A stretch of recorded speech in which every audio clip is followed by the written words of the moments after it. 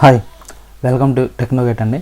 So మనకి electronic measuring ఇన్స్ట్రుమెంట్స్లో మనం ఏంటంటే ఈరోజు సమ్ టాపిక్స్ అనేది డిస్కస్ చేద్దాం.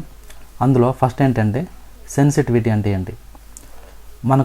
మనం మెజర్ చేసే ఈ యొక్క బ్రిడ్జెస్లో కొన్ని టెర్మినాలజీస్ ఉంటాయి. అవి సెన్సిటివిటీ అనేది ఒక టెర్మినాలజీ అన్నమాట. నెక్స్ట్ ఏంటంటే ఈ యొక్క సెన్సిటివిటీతో పాటుగా what are the sources we are using, అంటే ఒక బ్రిడ్జ్కి మనం ఇచ్చే సోర్సెస్ ఏవేవి, అదేవిధంగా అందులో యూస్ చేసే డిటెక్టర్స్ ఏంటి. నెక్స్ట్ దాంతోపాటుగా అందులో ఎగ్జిస్ట్ అయ్యే ఎర్రర్స్, ఎలాంటి ఎర్రర్స్ ఎగ్జిస్ట్ అవుతున్నాయి, ఆ ఎర్రర్స్ మనం ఎలా ఓవర్కమ్ చేసుకుంటున్నాం, దానికి ప్రివెన్షన్ టెక్నిక్స్ ఏమైనా యూస్ చేసుకుంటున్నామా. సో దాంతోపాటుగా లిమిటేషన్స్, ఈ యొక్క బ్రిడ్జెస్కి ఏమైనా లిమిటేషన్స్ ఏమైనా ఉన్నాయా. సో ఇలాంటివన్నీ ఈ క్లాస్లో మనం డిస్కస్ చేద్దాం. సో ఫస్ట్ ఆఫ్ ఆల్ మనకి ఏంటంటే సెన్సిటివిటీ అంటే, ఈ యొక్క సెన్సిటివిటీ అనేది ఎట్లా ఉంటుందంటే, ప్రతి డివైస్కి మనం యూస్ చేసే ప్రతి డివైస్కి లైక్ అమ్మీటర్ కావచ్చు, వోల్ట్ మీటర్ కావచ్చు, ఈ యొక్క సెన్సిటివిటీ అంటే ఏంటంటే ఇక్కడ ఈ యొక్క సెన్సిటివిటీ దేని మీద డిపెండ్ అయి ఉంటుందంటే జనరల్గా దానికి ఫుల్ స్కేల్ డిఫ్లెక్షన్ మీద డిపెండ్ అయి ఉంటుంది. సో సెన్సిటివిటీని మనం జనరల్గా దేని ఇండికేట్ చేసుకుంటాం అంటే ఎస్తో ఇండికేట్ చేసుకుంటాం. సో ఎస్ సఫిక్స్ వి అంటుంది, దీన్ని సెన్సిటివిటీ అంటారు దాన్ని. సో సెన్సిటివిటీ ఎలా రాసుకోవచ్చు అంటే it is reciprocal of full scale deflection current. ఇక్కడ ఐఎఫ్ఎస్ అంటే ఏంటి అంటే నాకు full scale deflection current, full scale deflection, full scale deflection current, full scale deflection current. ఈ సెన్సిటివిటీ అనేది దేని మీద డిపెండ్ అయింది, మనకు కరెంట్ మీద డిపెండ్ అయింది. సో దీన్ని ఇంకో విధంగా ఎలా రాసుకోవచ్చు అంటే sensitivity equal to 1/, full scale deflection current. దీని ఇంకో విధంగా ఎలా రాసుకోవచ్చు అంటే మీటర్ కరెంట్. దీన్నే ఓమ్ ఫర్ వోల్ట్ అని కూడా అంటారు. దీని యొక్క యూనిట్స్ ఏంటి, ఓమ్ ఫర్ వోల్ట్ అన్నమాట సెన్సిటివిటీకి. ఇక్కడ ఒక ఎక్విప్మెంట్ హై సెన్సిటివ్ అంటే ఏంటి, లో సెన్సిటివ్ అంటే ఏంటంటే ఒకవేళ ఏదైనా ఒక ఇన్స్ట్రుమెంట్ అనేది సెన్సిటివ్ ఇన్స్ట్రుమెంట్ అనేది హై వాల్యూ ఉందనుకుంది, దానికి రెసిస్టెన్స్ వాల్యూ అనేది లోగా ఉంటుంది అట్లా అన్నమాట. ఇక్కడ ఏంటంటే a sensitive instrument have a high value of resistance. A sensitive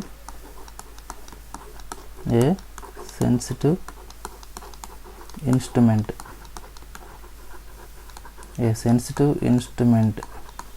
అంటే ఇన్స్ట్రుమెంట్ అనేది సెన్సిటివ్గా ఉంటే దాని అర్థం. A sensitive instrument have a high value of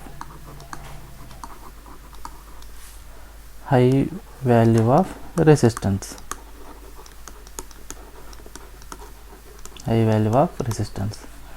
అదే ఇప్పుడు నాకు ఫర్ ఎగ్జాంపుల్ ఒక వోల్ట్ మీటర్ అనేది its sensitivity should be high అనుకుందాం. For example for a volt meter its sensitivity, for example it's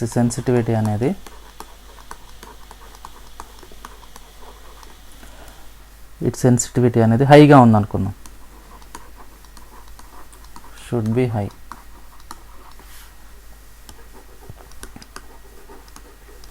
అప్పుడు ఏమవుద్దంటే so that the metre reads లో error.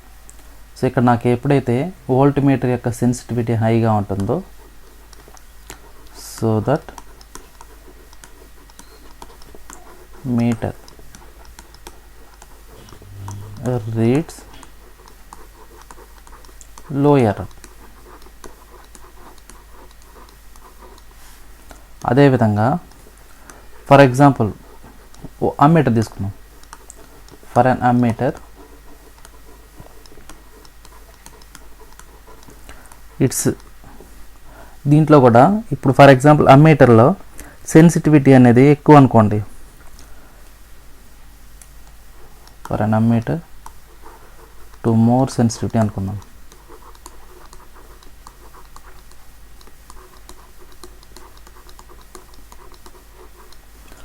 For an ammeter to more sensitivity దీంట్లో ఏమవుతుందంటే ఇదేమవుతుందంటే minimum scale చూపిస్తుంది అన్నమాట. Minimum scale, full scale current.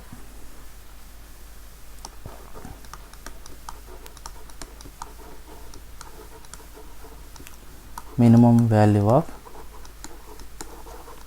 Full scale current. Minimum value of full scale current.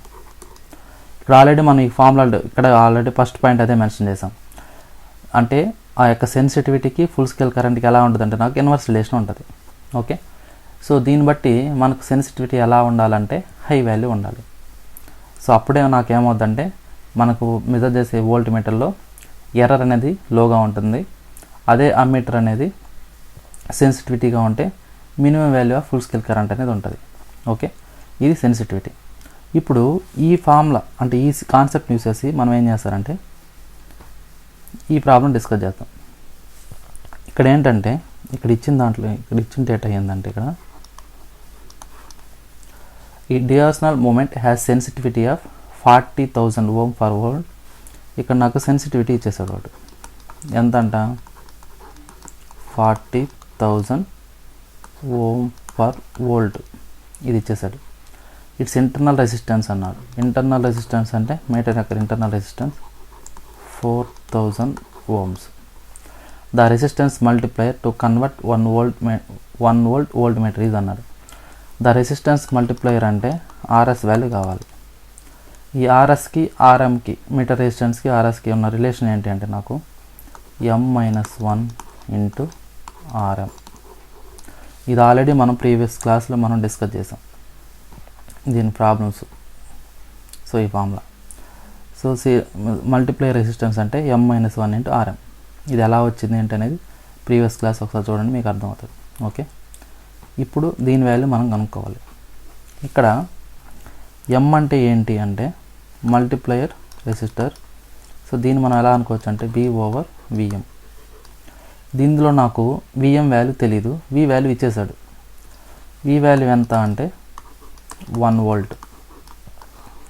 V value already ఇచ్చేసాడు 1 volt voltmeter అన్నాడు కాబట్టి ఇప్పుడు నాకు Vm వాల్యూ కావాలి. ఇప్పుడు నాకు Vm వాల్యూ కావాలన్నప్పుడు నేనేం చేస్తానంటే so Vm equal to Rm over sensitivity అని రాస్తాను. ఎందుకు ఇక్కడ సెన్సిటివిటీ రాశానంటే సో జనరల్గా ఓమ్స్లో బేస్ వేసుకొని V ఈక్వల్ IR అంటాం మనం. ఇది మనకు తెలిసిన ఫార్ములా. దీని నుంచి Vm అంటే ఏమవుతుంది మీటర్ యొక్క voltage I(m) into R(m). So దీని నుంచి నాకు ఏం రాసుకోవచ్చు అంటే నేను ఇప్పుడు నాకు Im ఇంటూ Rm కదా, ఈ యొక్క Im ప్లేస్లో సెన్సిటివిటీ ఫార్ములా ఏంటి నాకు sensitivity equal to 1/Im ORR. అదే సెన్సిటివిటీ అంటే 1/ఫుల్ స్కేల్ డిఫ్లెక్షన్ కరెంట్. ఇది నాకు తెలిసింది. ఇప్పుడు నేనేం చేస్తానంటే ఈ యొక్క Im ప్లేస్లో 1/, సెన్సిటివిటీ రాసుకుంటాను. Vm ఈక్వల్ టు ఈ యొక్క Im ప్లేస్లో 1/, సెన్సిటివిటీ రాస్తాను. అదే ఈ formula. So Vm equal to అంటే మీటర్ యొక్క వోల్టేజ్ ఈక్వల్ టు మీటర్ యొక్క రెసిస్టెన్స్ ఓవర్ సెన్సిటివిటీ. ఇప్పుడు నాకు మీటర్ యొక్క రెసిస్టెన్స్ ఎంత అంటే 4,000 ohms. 4,000 ohms. సెన్సిటివిటీ ఎంత ఉందంటే 40,000. ఇప్పుడు నా 3 zeros క్యాన్సిల్, 4 1 4 10 అంటే 1/10 దట్ ఈక్వల్ టు 0.1 volt. ఇది నాకు Vm వాల్యూ. దీని నుంచి multiplication factor m equal to ఏమవుతుందంటే V/Vm. B వాల్యూ ఏమో 1, Vm వాల్యూ 0.1 అంటే ఎంత వస్తుంది నాకు ఇది 10 వస్తుంది. సో దీని నుంచి నాకు కావాల్సింది ఏంటంటే ద రెసిస్టెన్స్ మల్టిప్లైయర్ కావాలి. The resistance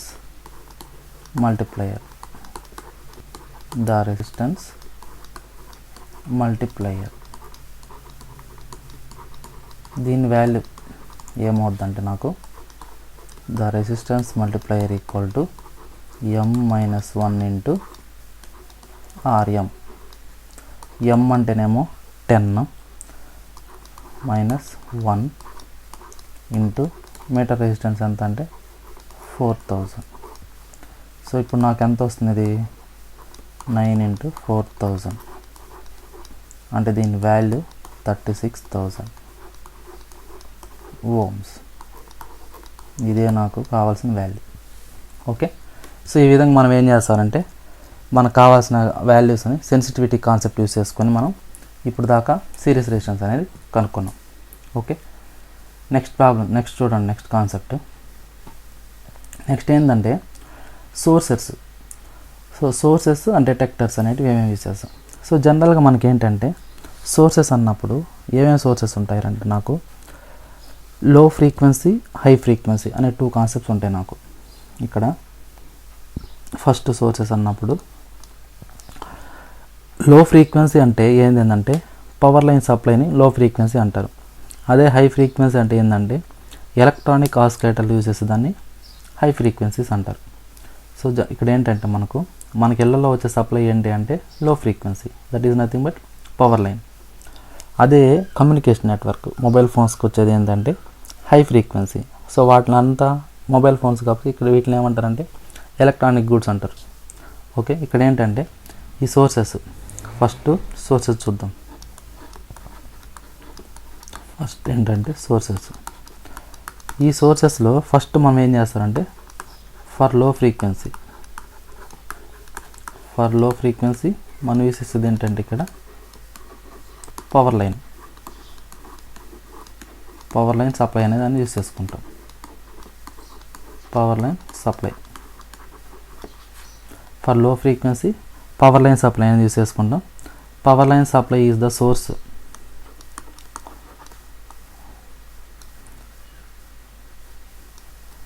power line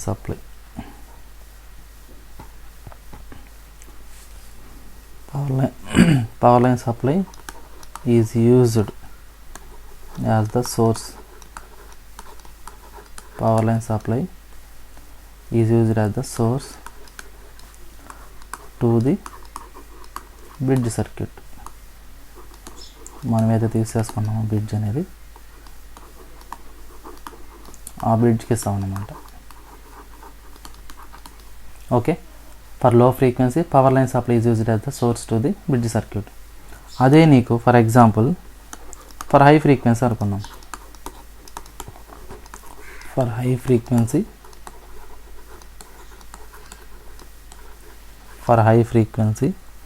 electronic oscillators. For high frequency electronic oscillators దీన్ని ఏం చేస్తారంటే is used as the source. దీన్ని మనం సోర్స్ యూజ్ చేసుకుంటాం బ్రిడ్జ్కి. ఓకేనా, ఫర్ హై ఫ్రీక్వెన్సీ అయితేనేమో electronic oscillators are used as bridge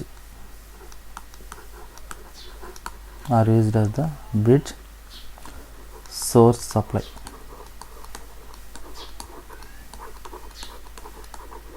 okay, ఇది సోర్సెస్ అన్నమాట.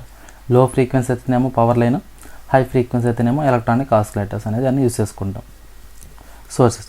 ఇప్పుడు ఏంటంటే డిటెక్టర్స్ చూద్దాం. ఇక్కడ డిటెక్టర్స్ అంటే మనకి ఏం చేస్తారంటే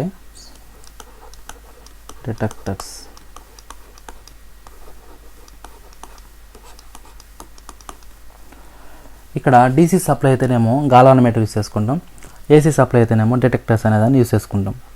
ఇక్కడ మనకేంటంటే ఇక్కడ డీసీ సప్లైలో గాల్వానోమీటర్ యూస్ చేసినప్పుడు ఈ యొక్క డీసీలో మన ఫ్రీక్వెన్సీ ఎట్లా ఉంటుంది అంటే 0 ఉంటుంది. అదే ఇన్ కేస్ ఆఫ్ ఏసీ వచ్చేసరికి ఫ్రీక్వెన్సీ అనేది చేంజెస్ ఉంటుంది, అంటే ఫ్రీక్వెన్సీ వాల్యూ అనేది చేంజ్ అవుతూ ఉంటుంది మనం యూజ్ చేసే డివైస్ని బట్టి, క్వాంటిటీని బట్టి.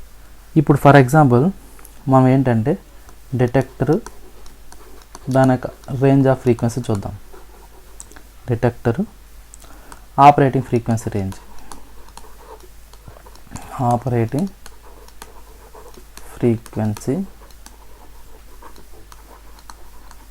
రేంజ్,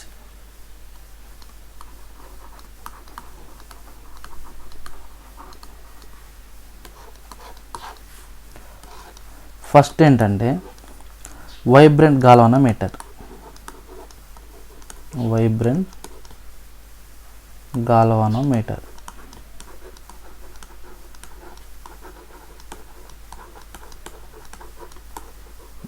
గాల్వానోమీటర్ దీని యొక్క ఆపరేటింగ్ ఫ్రీక్వెన్సీ ఎక్కడి నుంచి స్టార్ట్ అవుద్దంటే 5 హెడ్జెస్ నుంచి అప్ టు 1000 హెడ్జెస్ వరకు. సో 5 హెడ్జెస్ నుంచి 1000 హెడ్జెస్ వరకు మనం ఏం చేస్తామంటే ఈ గాలోనోమీటర్ అనే దాన్ని యూస్ చేసుకుంటాం. అదే నీకు head phone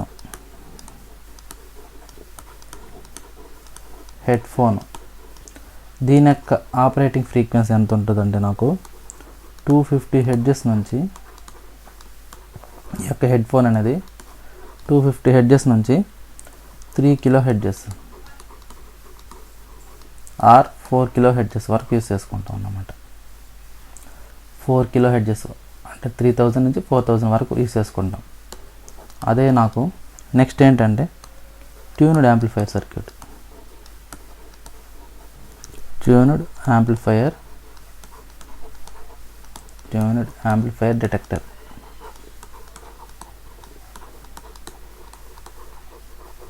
tuned amplifier detector ఇదేంటంటే 10 హెడ్జెస్ నుంచి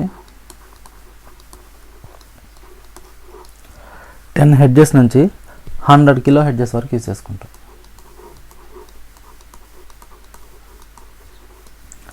సో ఈ యొక్క ట్యూన్డ్ యాంప్లిఫైయర్ అనేది 10 హెడ్జెస్ నుంచి 100 కిలో హెడ్జెస్ వరకు యూస్ చేసుకుంటాం. సో ఇదన్నమాట మనం జనరల్గా ల్యాబొరేటరీస్లో హెడ్ ఫోన్స్ చూస్తుంటాం.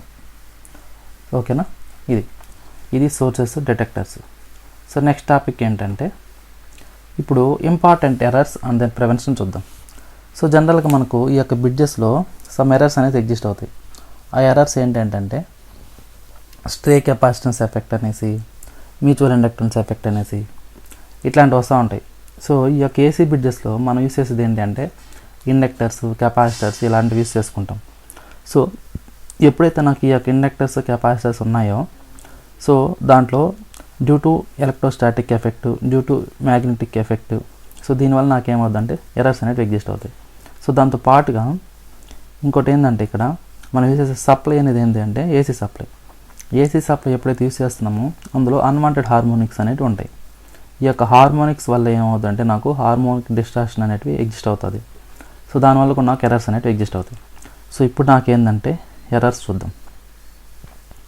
ఇక్కడ నాకు ఎర్రర్స్ ఏంటంటే ఫస్ట్ ఈ యొక్క ఏసీ బ్రిడ్జెస్లో మనకు జనరల్గా ఎగ్జిస్ట్ అయ్యే errors ఏవేమంటే stray capacitance effect,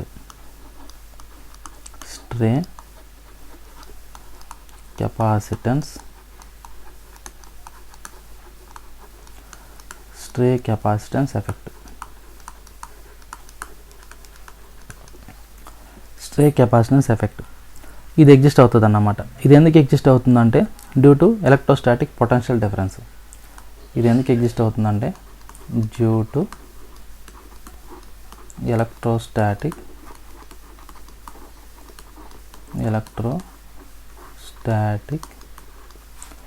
potential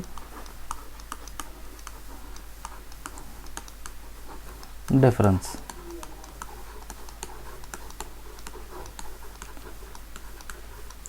so stray capacitance effect దేనివల్ల ఎగ్జిస్ట్ అవుతుందంటే due to electrostatic potential difference వల్ల ఎగ్జిస్ట్ అవుతుంది అన్నమాట నాకు ఈ స్ట్రే కెపాసిటెన్స్ అనేది. అదేవిధంగా mutual inductance effect,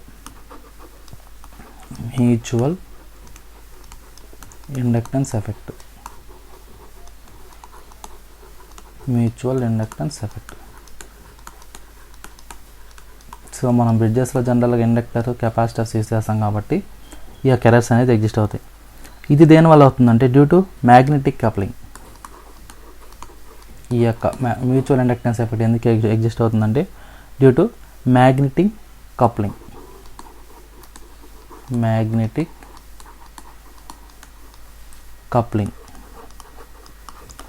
due to magnetic coupling between various components.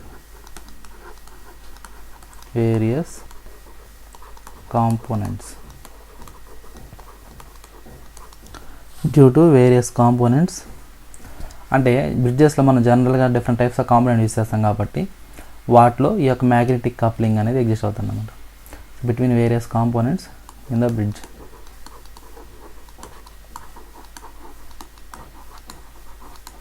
Okay, next ఏంటంటే ఇక్కడ దీంతో పాటుగా స్ట్రే కండక్టెన్స్ ఎఫెక్ట్ అనేది ఎగ్జిస్ట్ అవుతుంది. stray conductance effect, stray conductance effect, stray conductance effect. Next దీంతో పాటుగా small amount of series inductance, shunt capacitance, ఇది non reactive resistors అన్నమాట ఇందులో. So existence of small amount of series inductance or shunt capacitance in a non reactive resistors. So అదన్నమాట. ఇక్కడ ఇంకో point రాస్తాను చూడండి. Existence of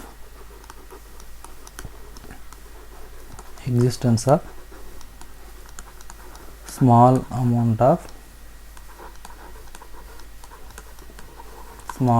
of series inductance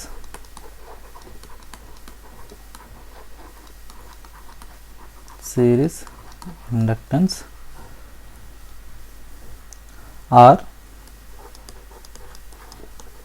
shunt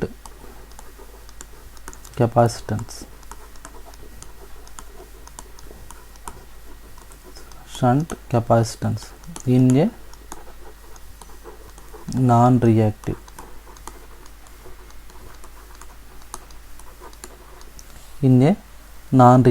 resistors.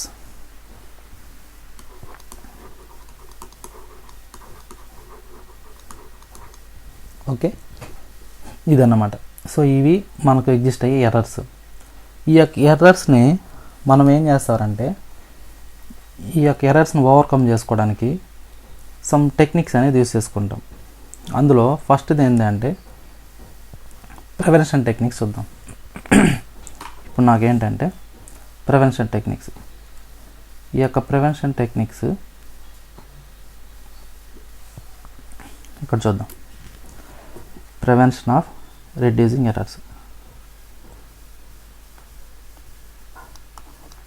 Precautions అందాం దానికి. Precautions of reducing errors.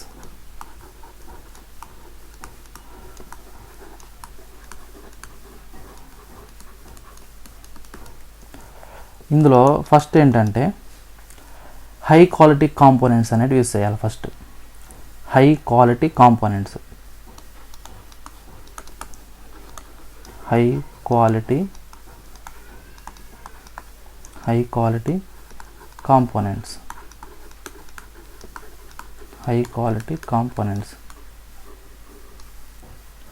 must be used. High quality components must be used. మనం జనరల్గా మనం యూస్ చేసే బ్రిడ్జ్లో ఎలిమెంట్స్ యూస్ చేస్తాం కదా, రెసిస్టర్, ఇండక్టర్, కెపాసిటర్, అవి హై క్వాలిటీకి యూస్ చేసుకోవాలి. నెక్స్ట్ ఏంటంటే సెన్సిటివిటీ అనేది ఎలా ఉండాలంటే హైగా ఉండాలి. మనం యూస్ చేసే బ్రిడ్జెస్లో the sensitivity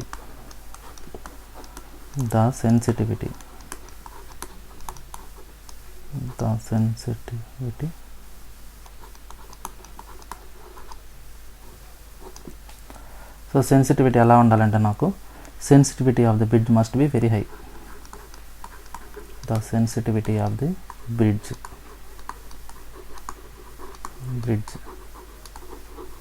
must be high or more. Okay, next ఏంటంటే సెన్సిటివిటీ హైగా ఉండాలా. నెక్స్ట్ ఏంటంటే ఇక్కడ లార్జ్ కండక్టింగ్ మాసెస్, ఇక్కడ ఇంకో దీంతో పాటుగా ఏంటంటే ఈ యొక్క స్ట్రే కండక్టెన్స్ ఎఫెక్ట్ అన్నాం కదా, ఈ యొక్క స్ట్రే కండక్టెన్స్ ఎఫెక్ట్ అవాయిడ్ చేయాలంటే ఇన్ బిట్వీన్ మనం ఏం చేస్తారంటే ఇన్సులేషన్ స్టాండ్స్ అనేది ప్రిఫర్ చేసుకుంటాం. ఈ యొక్క స్ట్రే కండక్టెన్స్ ఎఫెక్ట్ని ఓవర్కమ్ చేసుకోవడానికి ఇక్కడ మనం ఏం చేస్తారంటే, మనం తీసుకునే ఈ యొక్క బ్రిడ్జ్ కాంపోనెంట్స్ కావచ్చు, అదర్ పీసెస్లో ఇన్సులేషన్ అనేది ప్రొవైడ్ చేస్తాం అన్నమాట. సో ఇక్కడ ఏంటంటే the bridge component,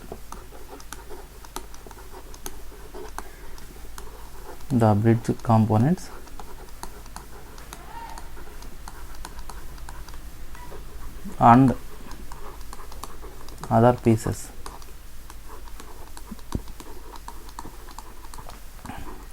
other pieces must be the bridge component, other pieces must be mounted on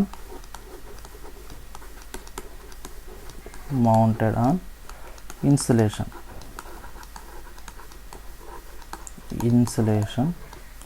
stands to prevent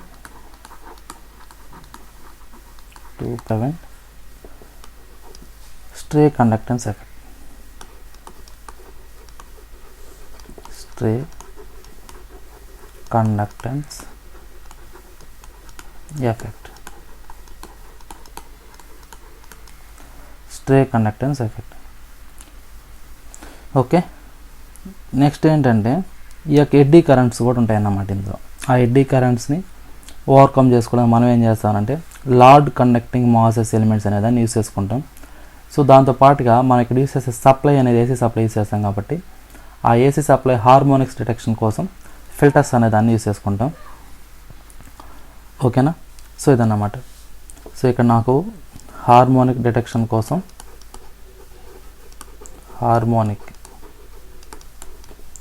harmonic detection కోసం మనం ఏం చేస్తారంటే ఇక్కడ ఫిల్టర్స్ అనేదాన్ని యూస్ చేసుకుంటాం. ఫిల్టర్స్ అనేదాన్ని ప్రిఫర్ చేసుకుంటాం. ఎందుకు? ఇక్కడ యూస్ చేసే సప్లై ఏసీ సప్లై కాబట్టి ఇలా యూస్ చేసుకుంటాం అన్నమాట. ఓకే, ఇక్కడ ఇంకోటి ఏంటంటే ఫిల్టర్స్ యూస్ చేసుకున్నాం. రెసిడ్యువల్ ఎర్రర్స్ని, ఈ యొక్క రెసిడ్యువల్ ఎర్రర్స్ని అవాయిడ్ చేయడానికి మనం ఏం చేస్తారంటే కంపెన్సేట్ చేసుకుంటాం. ఈ యొక్క రెసిడ్యువల్ ఎర్రర్స్ని అవాయిడ్ చేయడానికి ఐడెంటిఫై చేస్తాం అన్నమాట. ఆ ఐడెంటిఫై చేసి వాటిల్ని ఎవాల్యుయేట్ చేసి దాని తర్వాత మనం కంపెన్సేట్ చేస్తాం అన్నమాట. ఇది ఇక్కడ ఇంకోటి ఏంటి అంటే ఈ యొక్క స్ట్రే కెపాసిటెన్స్, ఇండక్టెన్స్ అన్నాం కదా. ఈ యొక్క స్ట్రే కెపాసిటెన్స్, మ్యాగ్నెటిక్ ఎఫెక్ట్స్ని కూడా మనం ఏం చేస్తారంటే ఇక్కడ ఈ హై క్వాలిటీ కాంపోనెంట్స్ యూస్ చేసుకోవడం వల్ల కొంతవరకు మనం దాన్ని కంట్రోల్ చేయొచ్చు అన్నమాట ఇక్కడ. ఓకేనా? సరే, ఇక్కడ నెక్స్ట్ చూద్దాం లిమిటేషన్స్. ఈ యొక్క లిమిటేషన్స్ ఏమేమి వస్తాయంటే ఇక్కడ నాకు ఈ యొక్క లిమిటేషన్స్ బ్రిడ్జెస్ అన్నప్పుడు సో జనరల్గా మనకి ఏంటంటే ఈ బ్రిడ్జెస్ యూస్ చేసుకొని మనం unknown parameters, inductance, capacitance, resistance ఇలాంటి వాటిని మనం మెజర్ చేసుకుంటున్నాం బ్రిడ్జెస్ యూస్ చేసుకొని. మరి ఈ బ్రిడ్జెస్ యూస్ చేసుకొని మనకు వచ్చే రిజల్ట్ అనేది అక్యురేట్గా ఉంటుందా అంటే సమ్వాట్ అక్యురేట్గా ఉంటుంది. ఇక్కడ మెయిన్ దీనికి లిమిటేషన్స్ ఏంటంటే ఇక్కడ బ్రిడ్జ్ అనేది బ్యాలెన్స్ కండిషన్లో ఉండదు. ఎందుకు బ్యాలెన్స్ కండిషన్లో ఉండదు అంటే ఇక్కడ due to stray capacitance effect వల్ల ఇందులో మనం వేసేసే సప్లై ఏసీ కాబట్టి ఇందులో ఉన్న హార్మోనిక్ కంటెంట్ వల్ల నాకేమవుద్దంటే బ్రిడ్జ్ అనేది అన్బ్యాలెన్స్డ్ కండిషన్కి వస్తుంది. ఇది ఒక లిమిటేషన్. నెక్స్ట్ ఏంటంటే అదే బ్రిడ్జ్ సెన్సిటివిటీ అనేది లో ఉంటే బ్రిడ్జ్ సెన్సిటివిటీ అనేది లోగా ఉంటుంది. ఎప్పుడు small inductance, small capacitance measure చేసుకునేటప్పుడు అప్పుడు నాకేమవుద్దంటే బ్రిడ్జ్ అనేది బ్యాలెన్స్ కండిషన్ చేయడం అనేది చాలా డిఫికల్ట్ టాస్క్ అన్నమాట. సో ఈ 2 అనేటివి ఏమవుద్దంటే నాకు లిమిటేషన్స్ కిందకి వస్తుంది నాకు. సో ఫస్ట్ ఏంటి అంటే ఈ యొక్క ఏసీ బ్రిడ్జెస్ అనేది the perfect balance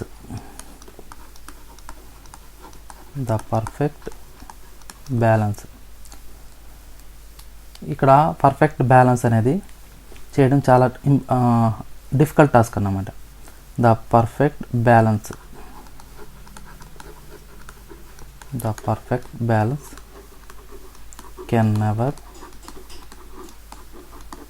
can never be obtained. The perfect balance can never be obtained due to stray capacitance.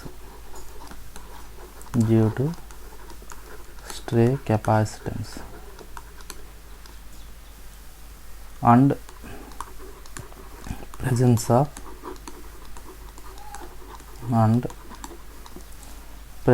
of harmonics. In AC source.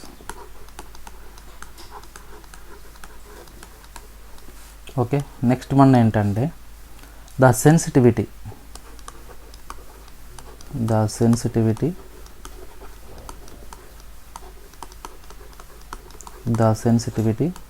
of bridge is low. The sensitivity of bridge is low. ఎప్పుడు అంటే when measuring small inductance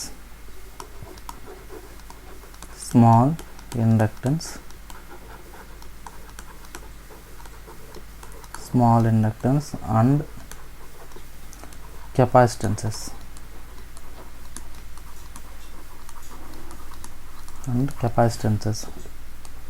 as so ఈ కేసులో balancing అనేది చాలా కష్టం అన్నమాట.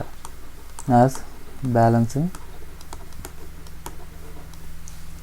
In the bridge is difficult. Balancing the bridge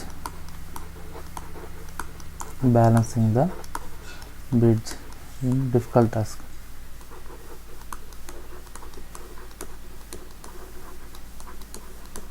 okay, ఈ two conditions అనేటివి మనకేంటంటే ఈ యొక్క లిమిటేషన్స్ అన్నమాట.